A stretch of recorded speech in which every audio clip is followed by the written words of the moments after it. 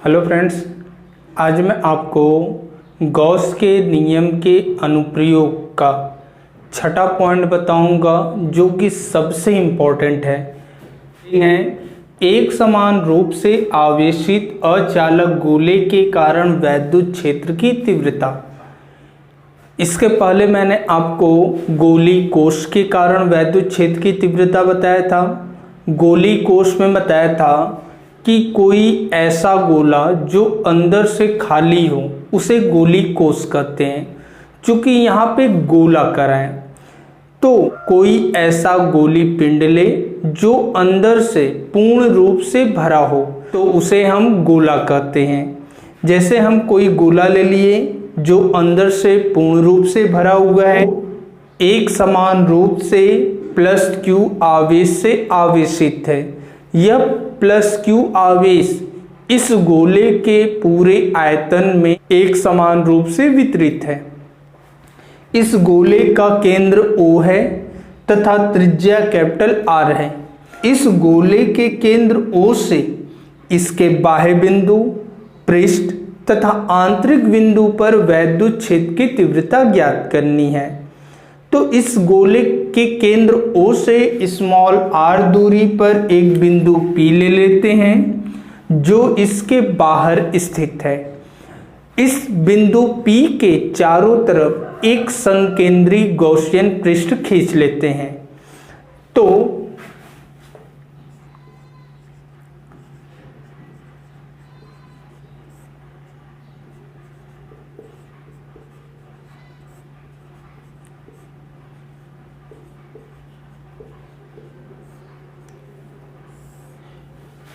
तो हम पहले बाह्य बिंदु पर तीव्रता ज्ञात करते हैं।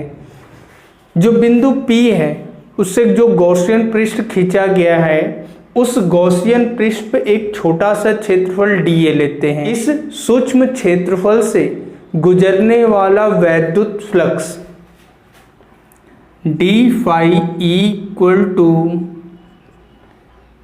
Vector E dot dA vector तो हो जाएगा d phi equal to E dA cos theta. चूंकि यहाँ डॉट प्रोडक्ट है तो डॉट प्रोडक्ट में हम ये फॉर्मूला लगा दिए हैं। अब यहाँ थीटा इक्वल टू 0 अंश होगा क्योंकि वेक्टर E और dA वेक्टर दोनों एक ही दिशा में कार्यरत हैं। तो d phi equal to E dA मिल जाता है। तो पूरे गॉसियन पृष्ठ से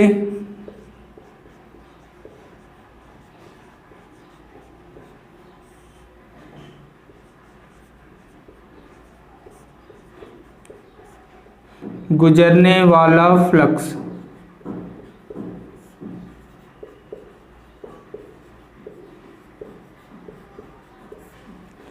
phi E equal to integration A E dA।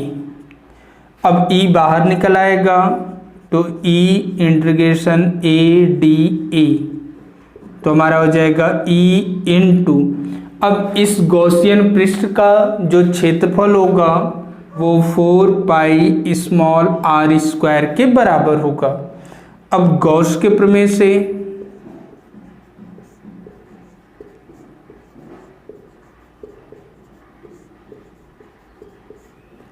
Phi E equal to Q upon epsilon 0।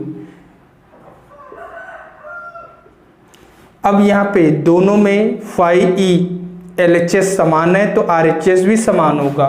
E into 4 pi small r square equal to Q upon epsilon 0। तो E equal to मिल जाएगा Q upon 4 pi small r square epsilon 0। इसे थोड़ा सा rearrange कर देते हैं तो E equal to 1 upon 4 pi epsilon 0 Q upon r square, जिसे हम समीकरण 1 मान लेते हैं। यदि गोले का आयतन घनत्व रो ज्ञात हो तो rho equal to Q upon V. अब इसकी जो परिभाषा होती है, प्रति एकांक आयतन में वितरित आवेश की कुल मात्रा को आयतन घनत्व कहते हैं, अर्थात rho equal to Q upon V.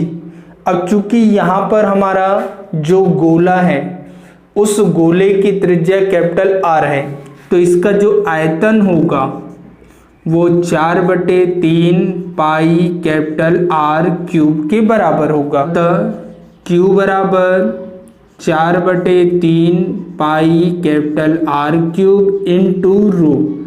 अब क्यू का मान समीकरण 1 में रख देते हैं, तो E इक्वल टू मिल जाता है 1/4 pi epsilon 0 into 1/r square into 4/3 pi capital are cube into rho. अब 4 पाई से ये कैंसिल हो जाएगा, तो हमारा बचेगा E equal to rho upon 3 epsilon 0 into capital are cube बटे स्मॉल आर स्क्वायर। ये हमारा फॉर्मूला हो गया। अब गोले के पृष्ठ पर तीव्रता निकालते हैं। गोले के पृष्ठ पर तीव्रता, अब गोले के पृष्ठ पर तीव्रता निकालने के लिए हम मान लेते हैं कि जो ये बिंदु P है जो बाहर स्थित था, अब वो इसके पृष्ठ पर स्थित होगा, तो जो स्मॉल r है वो कैपिटल R के बराबर हो जाएगा, अर्थात गोले की त्रिज्या के बराबर होगा। तो small r equal to capital R ले लेंगे। अब समीकरण 1 से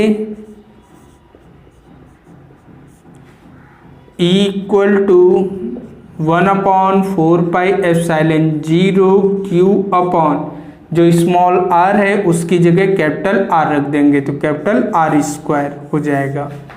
उसी तरीके से समीकरण 2 से E equal to sigma upon 3 epsilon 0 capital R cube बटे कैपिटल R स्क्वायर।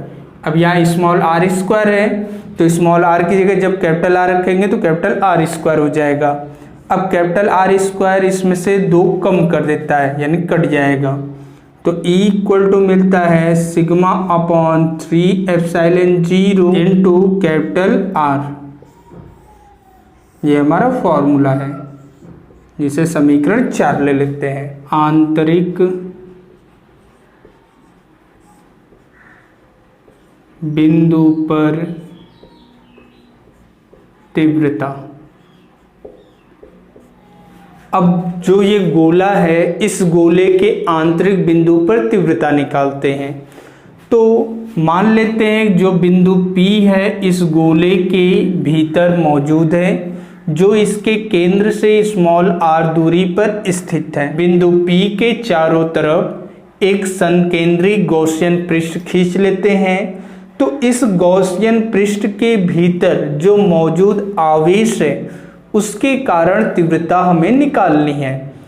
तो इस गॉसियन पृष्ठ के भीतर जो मौजूद आवेश है उसके कारण इस सूक्ष्म क्षेत्रफल से गुजरने वाला flux phi equal to E into 4 pi small r square. Gauss के प्रमेय से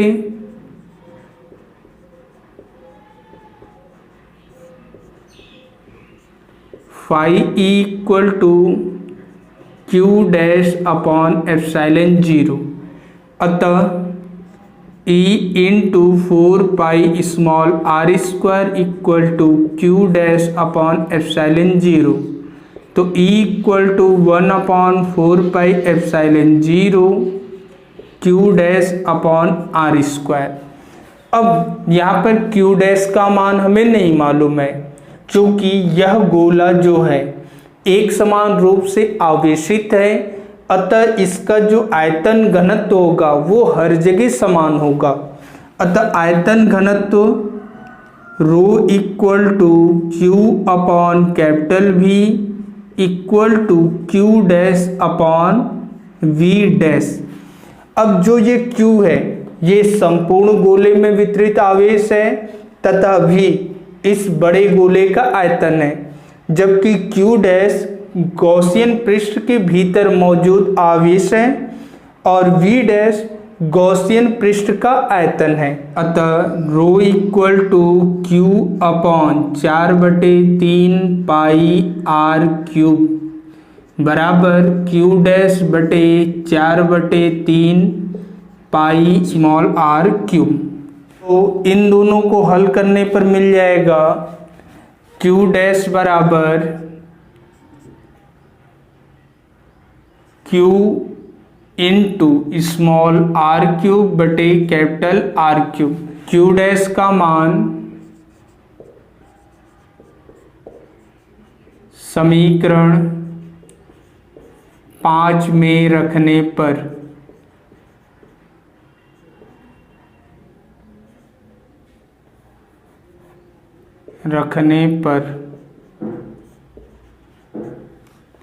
तो E इक्वल टू मिल जाएगा 1/4 पाई एप्सिलॉन 0 इंटू क्यू की जगह रखेंगे क्यू स्मॉल आर क्यूब बटे capital are cube into 1/r²। Small r से 2 ये कट जाएगा तो बच जाएगा E equal to 1/4 pi epsilon 0 q small are बटे कैपिटल आर क्यूब। यह हमारा फॉर्मूला है जिसे समीकरण 6 रख लेते हैं। अब Q बराबर 4/3 pi capital are cube into rho रखने पर तो E equal to 1/4 pi epsilon 0 small are बटे capital are cube into 4/3 pi capital are cube into rho. अब 4 पाई से 4 पाई कैंसिल हो जाएगा, कैपिटल आर क्यूब से कैंसिल हो जाएगा। अतः E equal to rho upon epsilon 0 into small are बटे 3, यह हमारा फॉर्मूला मिल जाता है जिसे हम समीकरण 7 मान लेते हैं। अब E और R के बीच ग्राफ खींच लेते हैं। तो गोले के केंद्र पर जो तीव्रता होगा वो 0 होगा तथा गोले के केंद्र से पृष्ठ तक की जो तीव्रता होगी वो E प्रोपोर्शनल स्मॉल r के है, जो कि अभी हम यहाँ निकाले हुए आंतरिक बिंदु पर तीव्रता। अर्थात जैसे जैसे r का मान बढ़ेगा E का मान बढ़ेगा। गोले के पृष्ठ पर एक कांस्टेंट मान मिलता है तथा गोले के बाह्य बिंदु पर जो तीव्रता होती है जैसे जैसे r का मान बढ़ाएंगे E का मान घटेगा, क्योंकि E प्रोपोर्शनल 1/r² है। इसी तरीके से यहाँ पे भी मिलेगा।